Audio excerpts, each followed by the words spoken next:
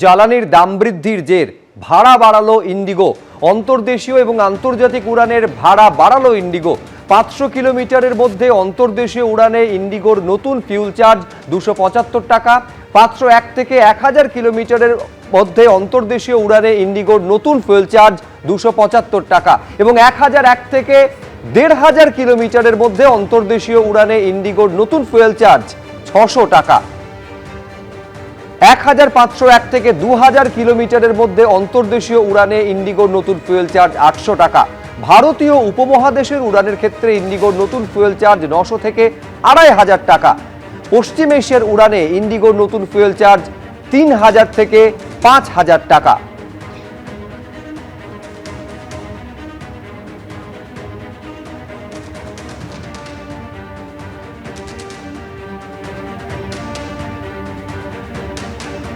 পশ্চিম এশিয়ায় যুদ্ধ ফের বাড়ল অটো এলপিজির দাম। লিটারে 12 টাকা 28 পয়সা দাম বাড়ল অটো এলপিজির। অটো ভাড়া বাড়ারও আশঙ্কা করা হচ্ছে। পাম্পে পাম্পে লাইন। গত এক মাসে ধাপে ধাপে 25 টাকা দাম বেড়েছে অটো এলপিজির।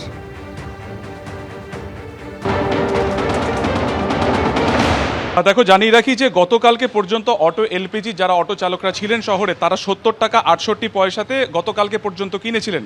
আজকে তারা যখন ফের এলপিজি তারা নিতে আসেন, তখন তারা দেখছেন যে 12 টাকা 28 পয়সা দাম বেড়ে গিয়েছে গতকালকে রাত্রি 12টার পর থেকে, এবং তার জেরে তাদেরকে 1 লিটার এলপিজির জন্য গুণাগার করতে হচ্ছে প্রায় 82 টাকা 96 পয়সা। তাদের বক্তব্য যে এই যে এক মাস মধ্যপ্রাচ্যের যুদ্ধ যবে থেকে শুরু হয়েছে, তার আগে পর্যন্ত 57 টাকা সামথিং পয়সাতে তাদের এই টাকা কিনতে হতো, তারপরে প্রায় এক মাসে ধাপে ধাপে প্রায় 25 টাকা বেড়ে গিয়েছে। আমরা দেখতে পাচ্ছি অটোর দীর্ঘ লাইন প্রিন্স আনোয়ার শাহ রোডের একটি ইন্ডিয়ান অয়েল পেট্রোল পাম্পে, এবং অটো চালক যারা রয়েছেন তাদের স্পষ্ট বক্তব্য যে এই 25 টাকা যে তাদের বেড়েছে, তার ফলে তারা কিন্তু যথেষ্ট আশঙ্কার মধ্যে পড়েছেন। পরিবার নিয়ে কি করে চলবেন তারা বুঝতে পারছেন না। সামনের দিকে পেট্রোল পাম্পে যে তুমি অটো দেখতে পাচ্ছ, বাইরের রাস্তার দিকে কিন্তু সেই অটোর লাইন অনেক আরো একেবারে সর্পিল আকার ধারণ করেছে।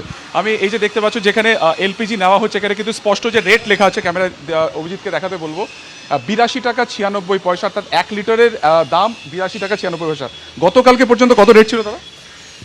কলকাতা রেট 70 रुपया 67 पॉइंट 70 টাকার মধ্যে প্রায় 12 টাকা 28 পয়সা বেড়ে গেছে। हाँ।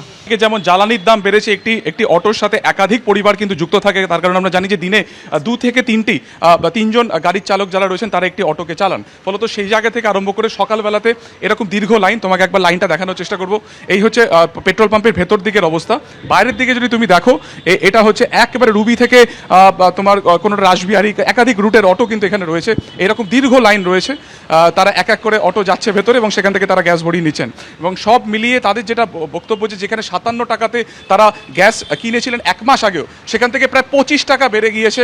এবং আজকে গতকাল রাতের বেলাতে 12 টাকা 28 পয়সা বেড়ে সেই গ্যাসের দাম কিন্তু এখন প্রায় 82 টাকা 98 পয়সা, অর্থাৎ প্রায় 25 টাকার মতন পুরো সব মিলিয়ে এক মাসের মধ্যে বেড়ে গেছে। একদিকে যেমন তারা প্যাসেঞ্জার বাড়াতে পারছেন না পুলিশের ভয়, একদিকে দাম বাড়াতে পারছেন না, তার কারণ সেক্ষেত্রে প্যাসেঞ্জার কমে যেতে পারে, তারা অটো থেকে নেমে বাসে চলে যেতে পারে। সব মিলিয়ে শহরের যারা অটো চালকরা রয়েছেন তারা কিন্তু এই 12 টাকা 28 পয়সার যে গতকাল রাত্রি থেকে বাড়তি তাদের মধ্যে বোঝা চেপেছে, তার জেরে তারা কিন্তু যথেষ্ট দুশ্চিন্তার মধ্যে রয়েছেন।